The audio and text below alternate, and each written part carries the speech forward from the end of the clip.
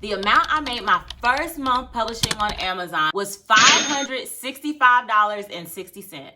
And then in month 2, I made $845.56. And today I'm going to be sharing with you what I would do if I had to make my first $1,000 on KDP in 2024. If you are new here, hello, I'm Latoya Nicole, and a few years back, I published my very first book on Amazon KDP. That grew into a multi-six-figure coloring book business. So if you're looking to establish and expand your author brand, I highly recommend you checking out my website at bookbaguniversity.com. But like I said, today I'm going to be telling you what I would do if I had to make my first $1,000 publishing on Amazon.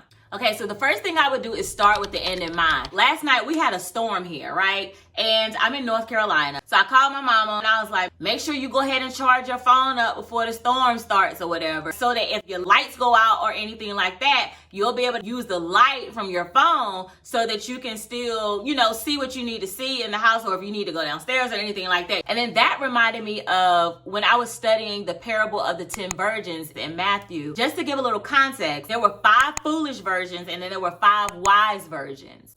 And the 5 foolish virgins, they didn't consider just how much oil they were going to need for the marriage ceremony that they were going to be attending, because during this time, the customs were that they would have night weddings. And so the bridegroom would bid everybody to come to the wedding as he was on the way to the wedding to meet his bride.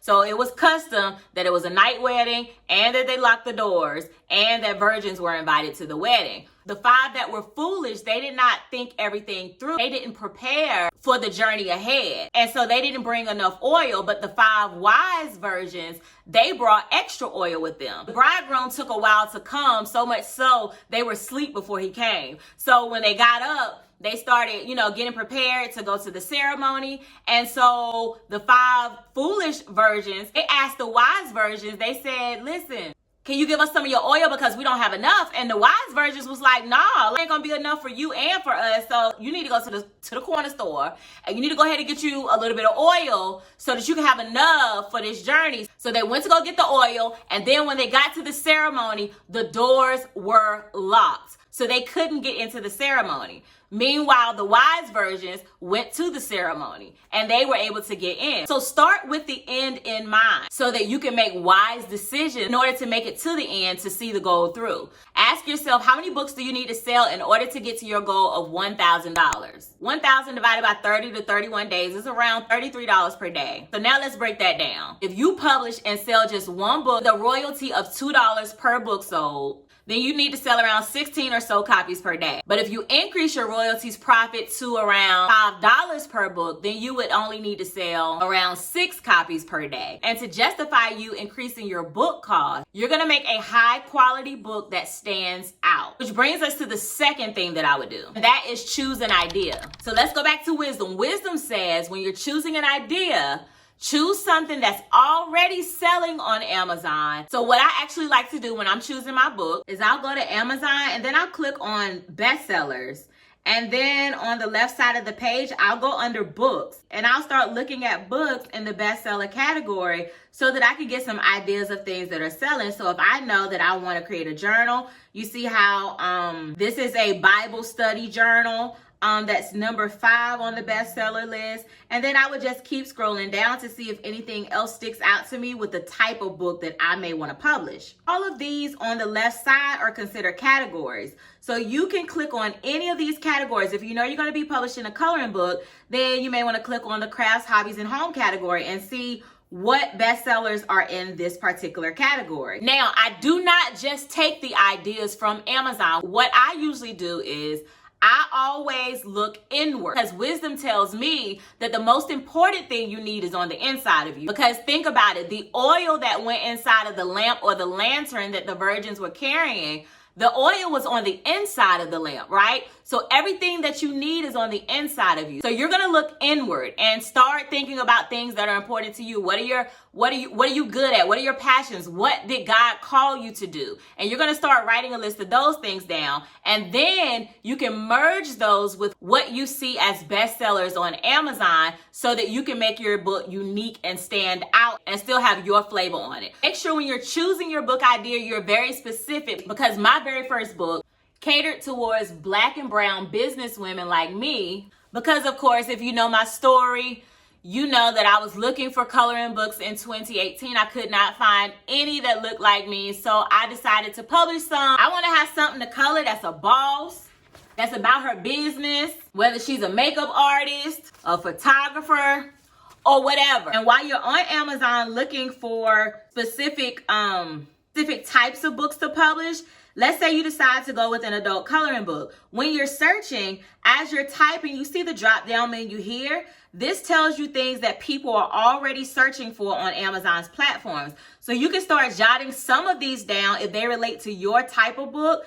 so that you can use for keywords when you get to the publishing part of your book. Because Amazon gives you a space to list 7 keywords for your book. For me, I usually use keyword phrases like adult coloring book for women. And I also use a mixture of single words like business women, relaxation, things that are related to the type of book you're going to be publishing. After you choose your idea, another thing you're going to do to make your book stand out is you're going to design a great cover. Now, if you're not great at designing your book, that is okay. You can always hire an illustrator like I did for my book, or you can use sites like Fiverr. I actually used a designer on Fiverr for a book idea for a client of mine. I'll link that in the description below if you want to check that specific designer out. But if you don't choose a good idea, if you don't choose a good title and keywords, and if you don't have a book cover that stands out and grabs your specific audience's attention, then you'll be wasting your time and you'll have to do so much more work to get those sales. Last but not least, the final thing that I would do is I would create a brand. So when you go to Amazon, if you were to go to my books on Amazon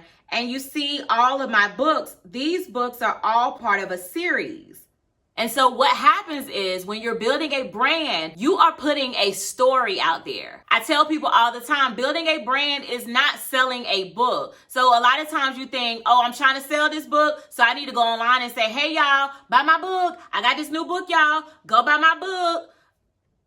Building a brand is about storytelling. So you need to understand why you're publishing your book, what your story is about, and how your story can help other people. And so you start marketing yourself by telling your story. For example, with my coloring books, if a businesswoman or professional wants to stress less, or they just want to relax a little bit or exhale, then coloring books are the perfect pastime, because sometimes as entrepreneurs, we get overwhelmed. So you're going to have to come from behind the scenes and put yourself out there so that people can know who you are, because it does you no good to be the best kept secret if you're the only one who knows how amazing the book is you just published. When people love you, they'll continue to buy from you over and over again. So whereas in the beginning where you may have had one book sale, now when you publish 2 or 3 books for that same audience, they may buy all 3 books in that one order. So that would increase your revenue as well. Also, when you're creating a brand, you want to create a community. Now, when I started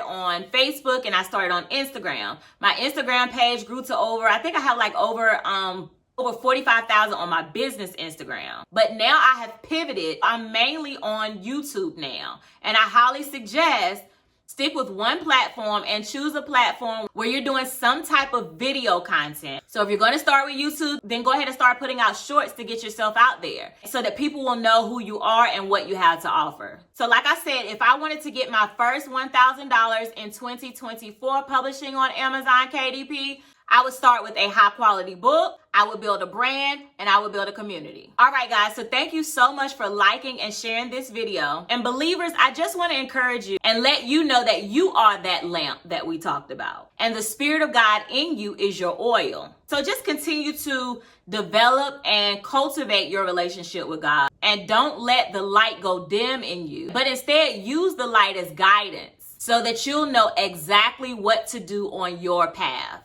All right, guys, until next time, bye-bye.